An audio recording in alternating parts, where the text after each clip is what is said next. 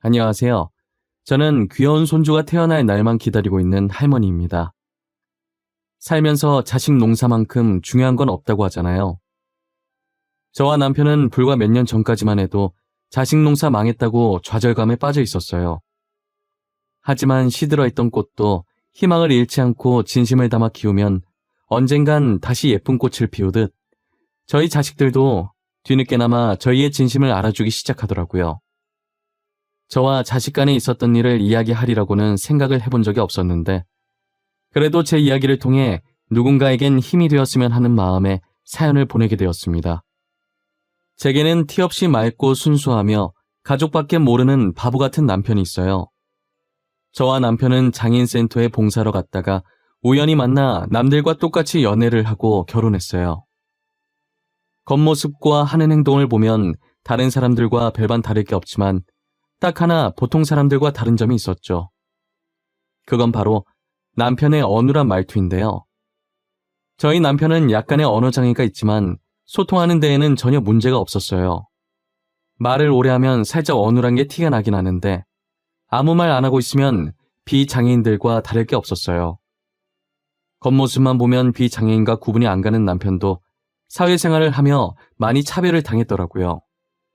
일을 못하는 것도 아니었는데 단지 말투가 살짝 어눌하다는 이유로 무시를 당했었어요. 그래서 누구보다 장애인의 아픔을 잘 이해하고 봉사를 하면서 자신보다 더 몸이 불편한 장애인들을 돌봐줬어요. 저도 같이 봉사를 다니면서 남편을 통해 많은 것을 배웠죠.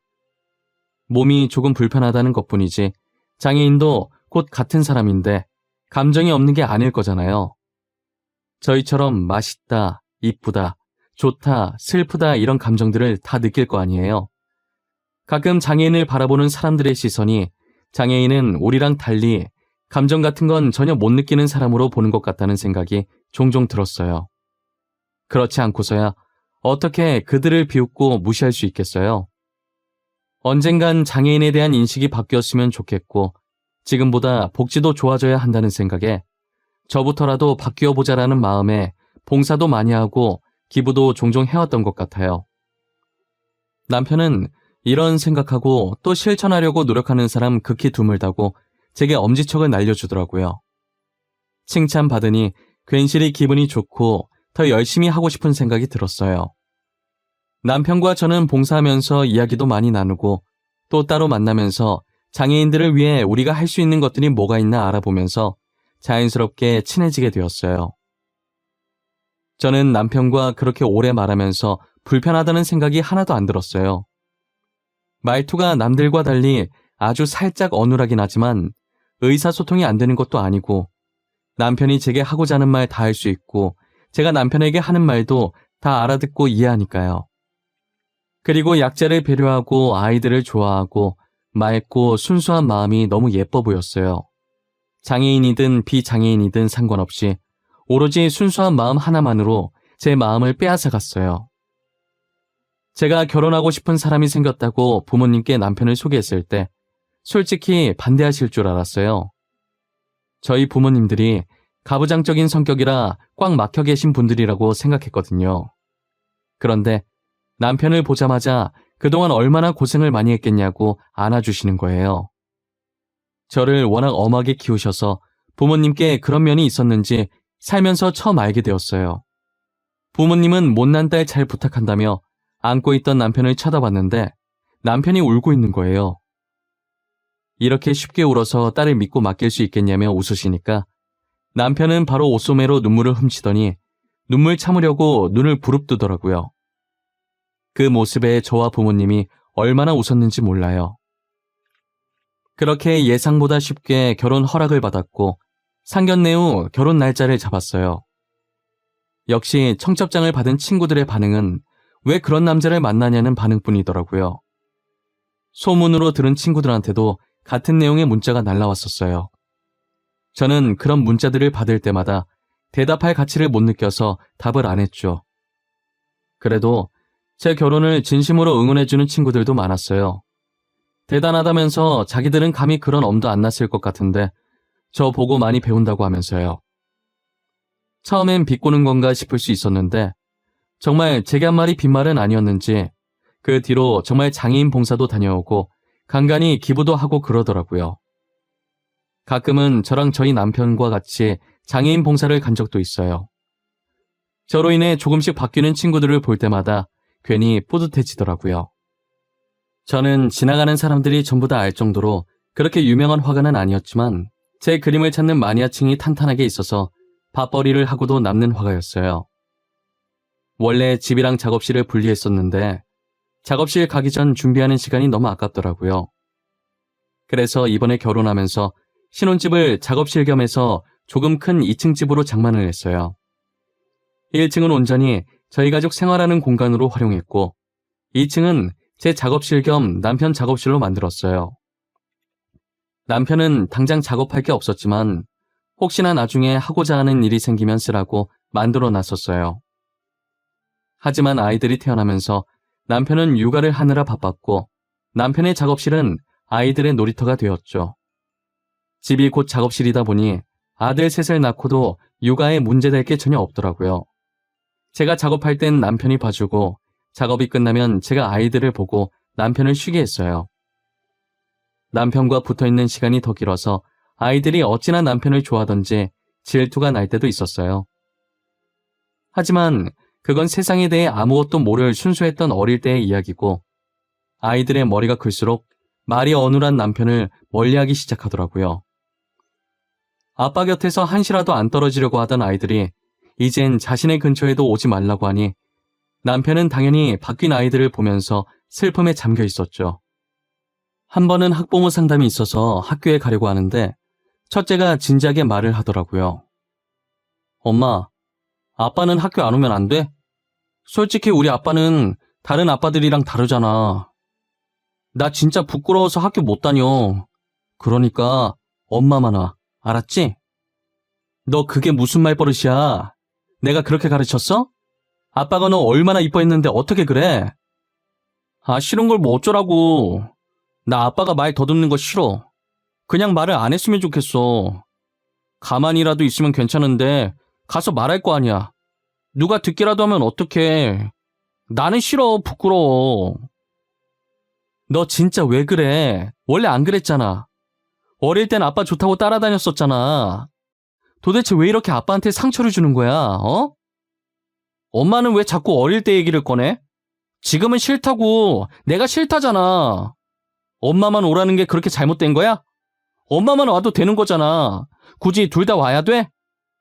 첫째는 남편이 학교에 가면 어눌한 말투 때문에 부끄럽기도 하고 친구들한테 놀림받는다고 남편을 두고 저 혼자만 학교에 오라고 하더라고요. 저는 제 배 아파 낳은 자식 입에서 그런 소리가 나올 줄은 꿈에도 몰랐어요. 정말 사소한 거라도 혼내면 다시는 안 혼나려고 같은 실수 반복 안 하는 아이인데 정말 사소한 거라도 혼내면 다시는 안 혼나려고 같은 실수 반복 안 하는 아이인데 남편과의 문제에선 절대 제 말을 들으려고 하지 않았어요. 매번 혼내고 싸워도 늘 처음으로 돌아가서 남편을 멀리하려고만 했어요. 첫째랑 같이 학교 갔다가 남편의 말투를 들은 아이들이 어린 마음에 첫째랑 안 놀아줬었나 봐요. 첫째에겐 아무 문제가 없었지만 남편이 말을 잘 하지 못한다는 이유 하나만으로 아이들이 피하고 놀아주지 않으려고 했던 거예요.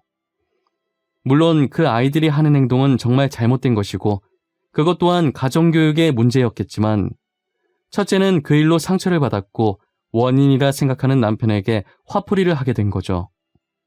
집 근처에 외식이라도 하려고 나가면 혹시나 친구들이랑 마주치게 될까봐 창피하다고 남편을 데리고 나가지 말자고 하는 통에 매번 다른 동네까지 가서 외식을 했었어요. 첫째가 계속 이렇게 행동하니 당연히 밑에 동생들도 보고 배워 첫째가 하는 행동 그대로 했어요. 하나만 난리쳐도 머리 아픈데 셋씩이나 난리를 치니 지옥이 따로 없었어요. 그래도 눈치껏 가부장적인 저희 부모님 앞에서는 한마디도 안 하고 있더라고요. 친정 부모님께서 장손이라고 첫째를 마냥 이뻐하셨었는데 전에 한번 남편한테 하는 행동을 보고 처음으로 첫째에게 정색하시면서 호되게 혼낸 적이 있으셨거든요. 저도 똑같이 혼을 냈었는데 풍기는 아우라가 달랐는지 그 뒤로는 외갓집에 간다고 하면 남편한테 찍소리도 못하고 구석에서 자기들끼리 놀고 있더라고요. 저는 그래도 아직 아이들이 어려서 못 모르고 사춘기니까 성인이 되어 철들면 바뀔 줄 알았어요. 하지만 제가 아이들을 과대평가했었는지 성인이 된 후에는 철이 들긴커녕 오히려 자기들 다 컸다고 남편에게 막대하는 게 더 심해지는 거예요. 이제 부모 도움 없이 혼자서 할 수 있는 것들이 많아지니 남편은 더 이상 필요 없다고 느껴진 거겠죠. 자식들 결혼시킬 때도 정말 많이 싸우고 남편과 저는 자식들에게 실망감을 느꼈어요. 상견례 하면서 아버지를 부르지 말자는 게 말이 되나요? 첫째는 아버지 바빠서 못 온다고 대충 말해놓을 테니 아예 오지 말라고 하고, 둘째는 남편과 똑 닮은 작은 아버지를 제 옆에 앉히겠다고 하는 거예요. 그나마 형들보다 양반이었던 셋째는 아버지 오시긴 하는데 원래 무뚝뚝해서 말이 없는 편이라고 했으니 짧게만 대답하라고, 길게 대답하면 들킨다고 신신당부를 하더라고요. 자식들 결혼시키면서 저희가 이렇게 심적으로 힘들고 상처받게 될 줄은 몰랐어요. 그 상황에도 남편은 허허하면서 바보같이 자식들이 하자는 대로 해주자고 하는 거예요. 괜히 자신이 고집부려서 상견례 갔다가 결혼 못하게 되면 그 원망 누가 다 듣겠냐고 하면서요. 상견례만 잘 넘어가면 어차피 마주칠 일 많이 없어서 결혼식 날 부모님 석에는 앉혀드린다고 하니 자신은 결혼식장에 가서 자식들 결혼하는 모습을 보는 것만으로도 감사하다고 하더라고요. 그렇게 저희는 이런저런 많은 일을 겪고 우여곡절 끝에 마지막 남은 막내의 결혼까지 무사히 마쳤다는 표현이 맞는 건진 모르겠지만 아무런 탈 없이 잘 끝마쳤어요. 자식들 결혼을 다 마치고 모든 게 끝났다고 생각했어요. 며느리들도 저희 남편이 말이 어눌하다는 걸 알고 결혼을 한 것이었거든요. 그래서 이제는 조금 편하게 살 수 있지 않을까 했어요. 저희 자식들 중에 막내가 제일 먼저 저희에게 손녀를 안겨주었어요. 저희는 혹시나 사돈이랑 마주칠까봐 사돈이 가신 후에 보러 갔어요. 눈은 저희 아들을 닮고 나머지는 막내 며느리랑 똑 닮은 것이 너무 이쁜 거예요. 저는 손을 씻고 아이를 안아들었고 남편도 아이를 안아보고 싶어서 손을 씻고 기다리고 있었어요. 아이는 저를 보기 위해 눈을 뜨려고 안간힘을 쓰는데 어찌나 예쁜지 몰라요. 그렇게 제가 몇 분 정도 안고 있다가 남편에게 아이를 넘겨주려고 하는데 물을 떠오던 막내 아들이 그 모습을 보고 물을 내려놓더니 기겁하면서 달려오더라고요. 남편은 아직 애를 제대로 안아보지도 못했는데 막내 아들이 순식간에 아이를 낚아챘어요. 아, 아버지, 그렇게 애를 막 안으시면 어떡해요. 태어난 지 얼마 안 돼서 면역력도 약한데 애한테 병균 옮으면 어쩌려고 그래요. 왜 이렇게 생각이 없어요? 미안하다. 근데 나 손 씻었어. 비누로 깨끗하게 씻고 아이 안은 거야. 옷이 더럽잖아요, 옷이. 밖에서 먼지 다 묻히고 왔을 거 아니에요. 가뜩이나 아이한테 문제 있을까봐 태어날 때까지 얼마나 걱정했는데.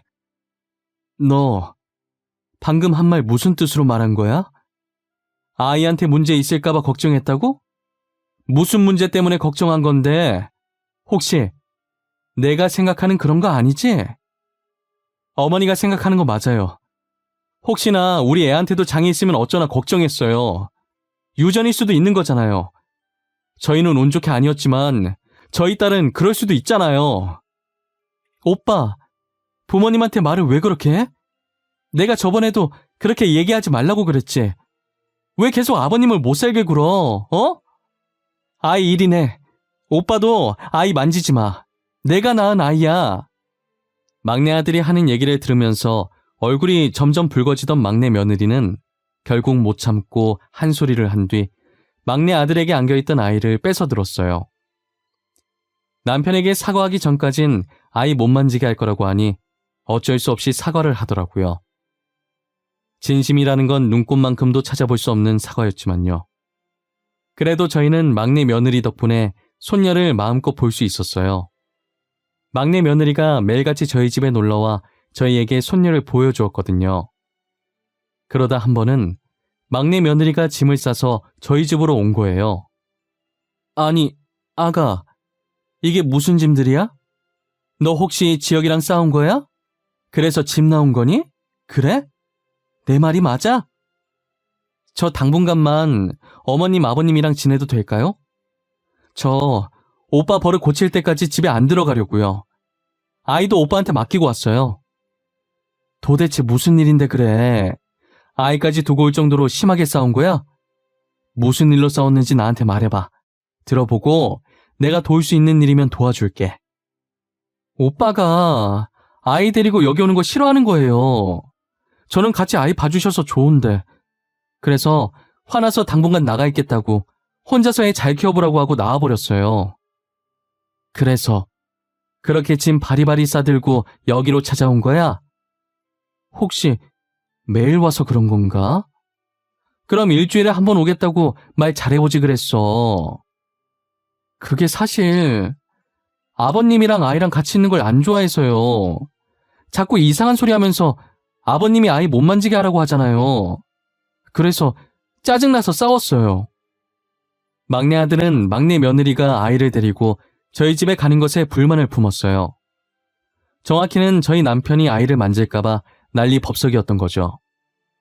마치 남편을 손만 닿아도 병에 걸리는 전염병 환자 취급을 하고 있더라고요. 도대체 나이를 얼마나 더 먹어야 정신을 차릴까 싶었어요. 막내 며느리는 그동안 아이 보느라 지쳤었는데 휴가라고 생각하고 여기서 쉬겠다고 하더라고요.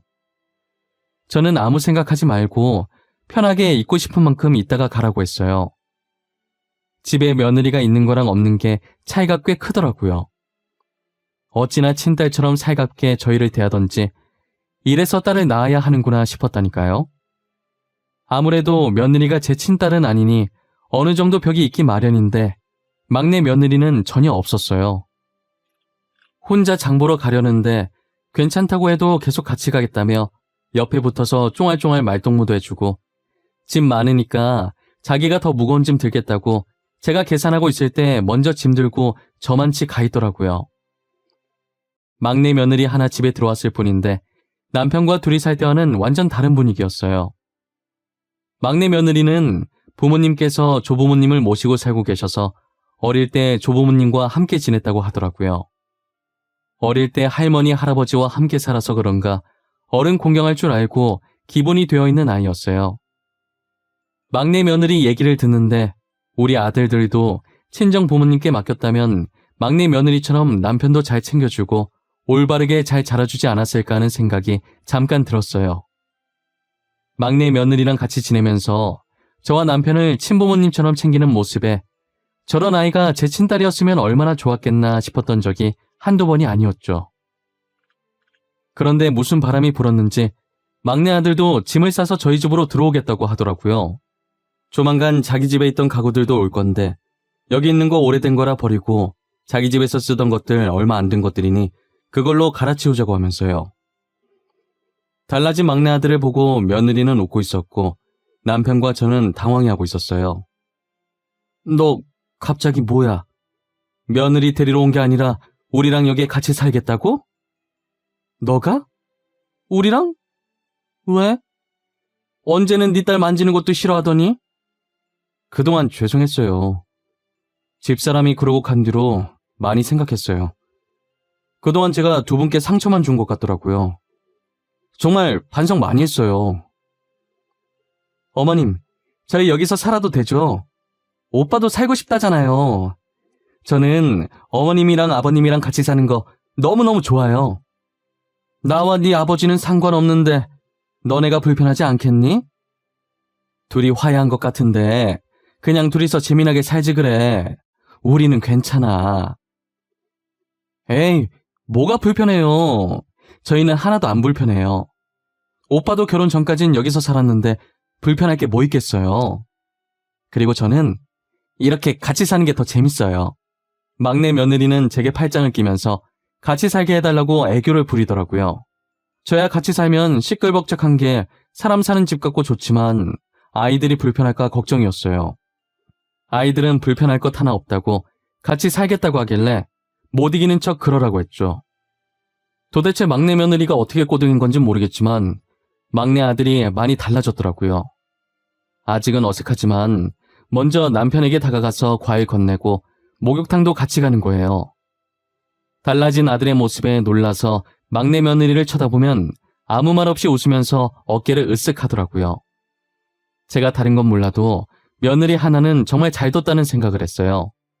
다른 아들들과 며느리들은 명절이나 특별한 일 아니면 연락도 안 하는데 막내 며느리는 스스로 시댁살이를 자처하니 어찌 안 이뻐할 수 있겠어요.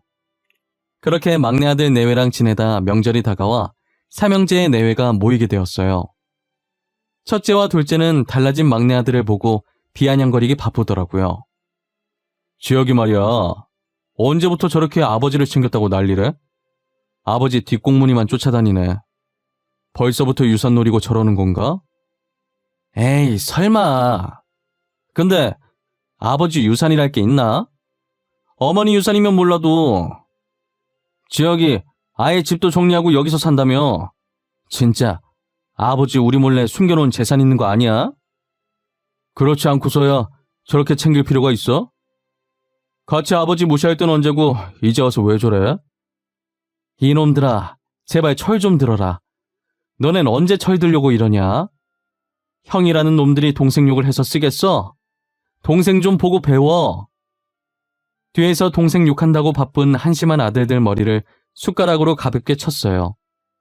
제가 자신들 옆에서 밤을 숟가락으로 퍼먹고 있자 서로 눈짓을 하더니 제 옆에 바짝 붙어서는 혹시 남편에게 숨겨진 재산이 있냐고 묻는 거예요. 아무래도 막내가 돈 냄새 맡고 저러는 것 같다고 하면서요. 남편한테 막대하는 것도 모자라서 막내를 돈밖에 모르는 속물로 만드는 게 너무 괘씸하더라고요. 그래서 먹고 있던 숟가락으로 다시 한번 아들들 머리를 내려쳤어요. 이번엔 힘 좀 실어서 내려치니 아팠는지 머리를 감싸쥐더라고요.